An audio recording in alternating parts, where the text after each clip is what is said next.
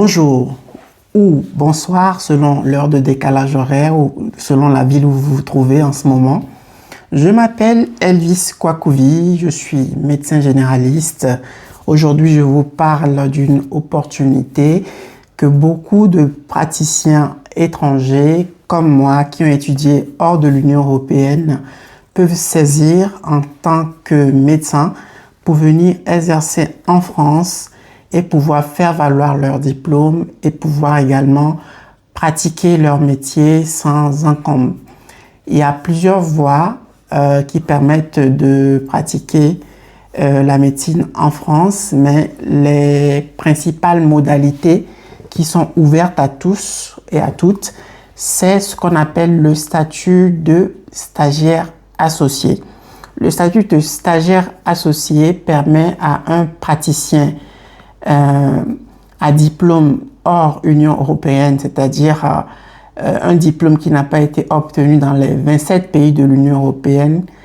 donc justement les diplômes africains ou les diplômes asiatiques ou même du continent américain, de pouvoir pendant une période donnée qui est limitée généralement à 2 ans, venir en France dans le cadre de stages renouvelables de 6 mois dans des hôpitaux qui ont un accord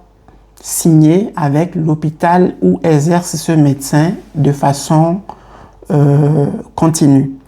Donc, on va prendre un exemple très simple. Si vous exercez par exemple dans une ville lambda en Afrique, dans un hôpital, il faut que l'hôpital où vous exercez ou votre médecin référent puisse entrer en contact avec l'hôpital que vous visez après ou avant que vous ayez eu un accord avec le chef de service de cet hôpital-là en France.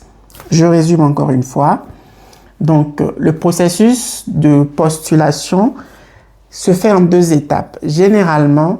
lorsqu'il n'y a pas encore d'accord entre l'hôpital où vous exercez et l'hôpital que vous visez en France,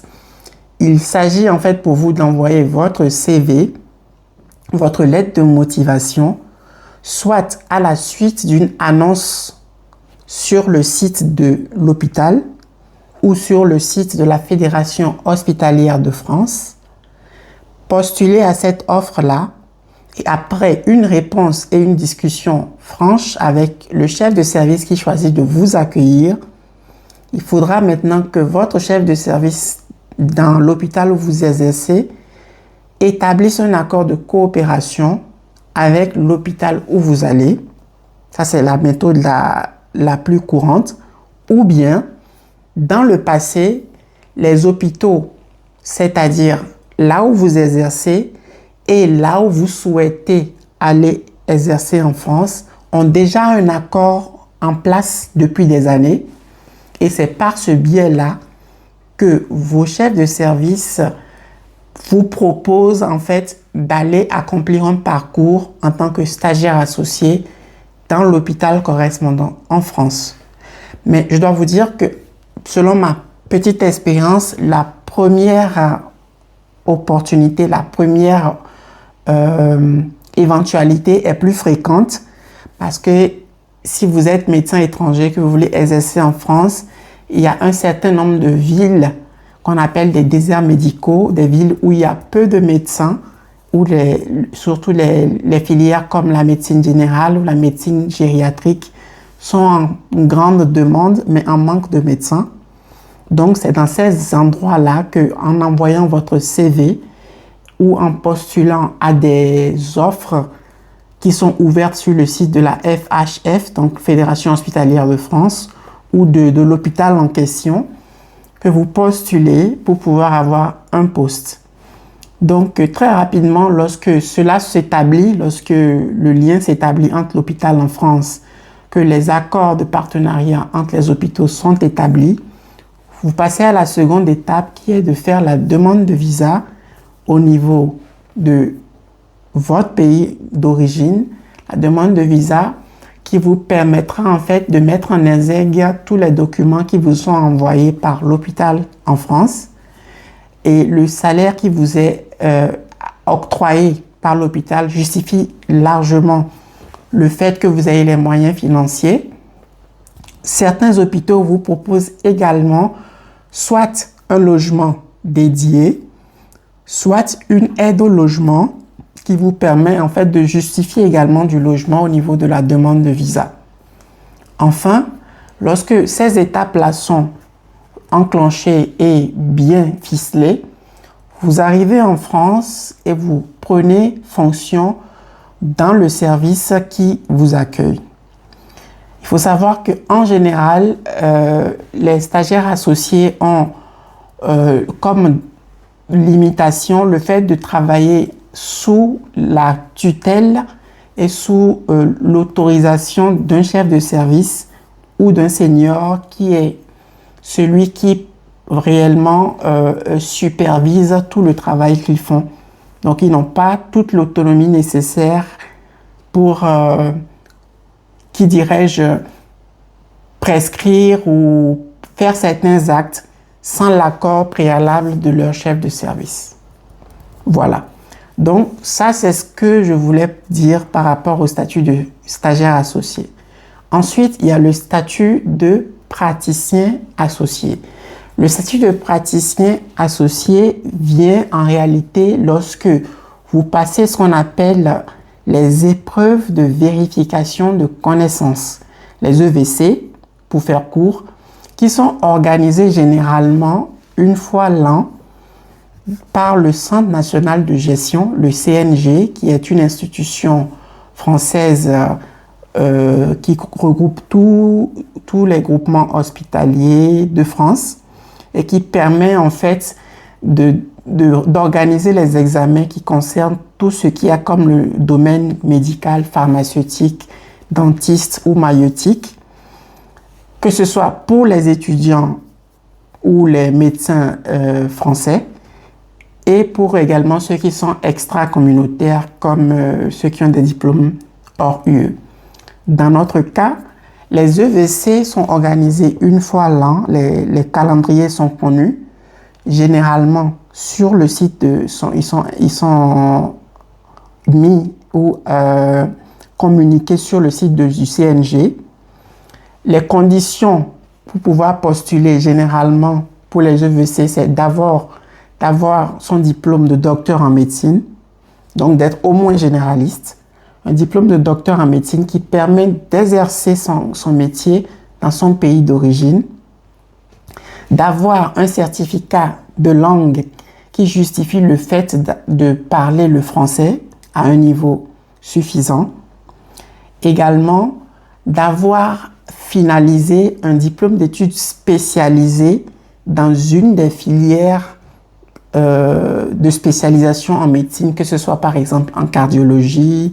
en gynéco-obstétrique, en orthopédie, etc., etc. Il faut savoir que pour cet examen, les médecins, généralement les médecins spécialistes, peuvent compétir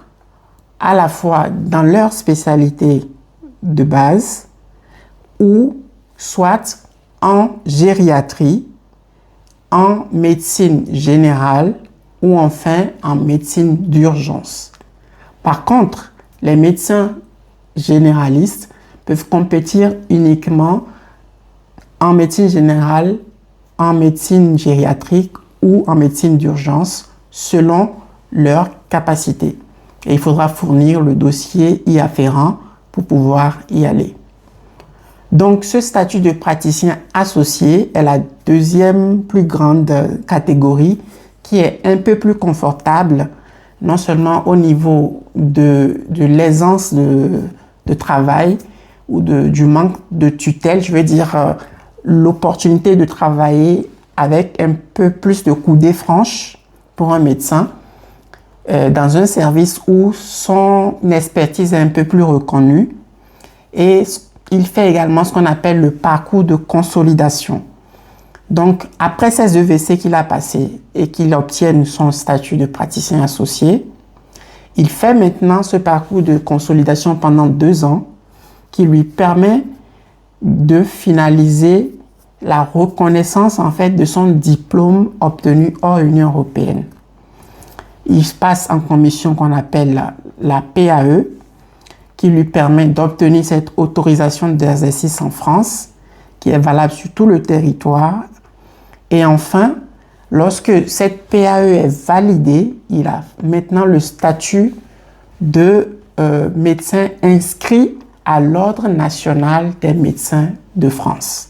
Et en ce moment-là,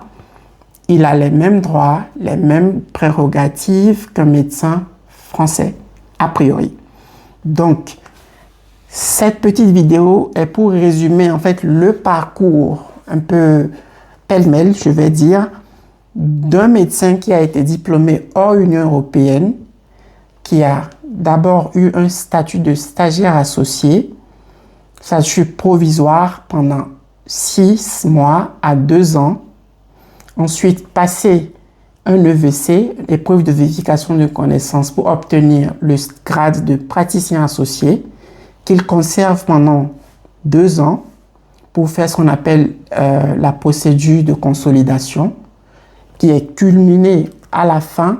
par une PAE, procédure d'autorisation d'exercice, et qui lui permet en fin de compte d'être médecin inscrit à l'ordre national, reconnu en France comme médecin pluripotentiaire pour pouvoir exercer ton métier comme un médecin qui a été formé dans l'Union européenne et qui peut faire prévaloir son droit dans tous les hôpitaux sur tout le territoire national. Merci à vous de m'avoir écouté. Si ce contenu vous plaît et que vous souhaitez que je continue, je vous demanderai de vous souscrire à ma chaîne, de mettre un petit pouce bleu pour me soutenir et à bientôt, à la semaine prochaine pour une nouvelle vidéo. Merci à tous.